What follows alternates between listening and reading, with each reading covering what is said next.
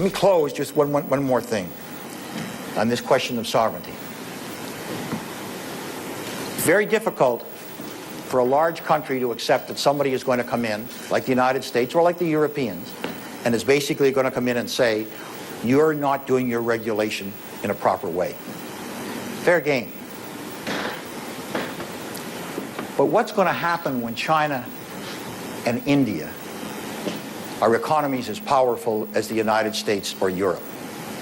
And what's going to happen when there's a mortgage meltdown in India?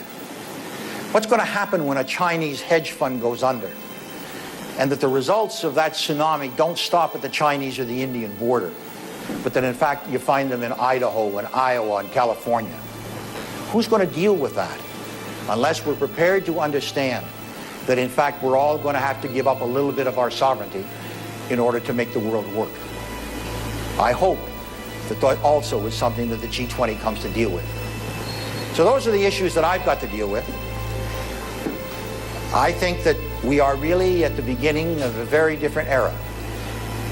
1944, the great minds of the world, Dexter White, John Maynard Keynes, and a bunch, essentially laid the foundations for the Bretton Woods institutions in the United Nations.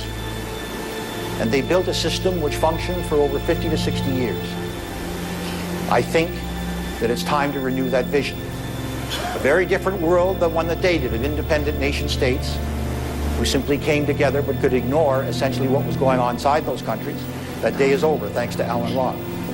I think we've got to take it one step further. And we've got to say that, in fact, countries have responsibilities to their neighbors. And their neighbors are in every nook and cranny of the world. And I believe that that is going to become the debate of our generation.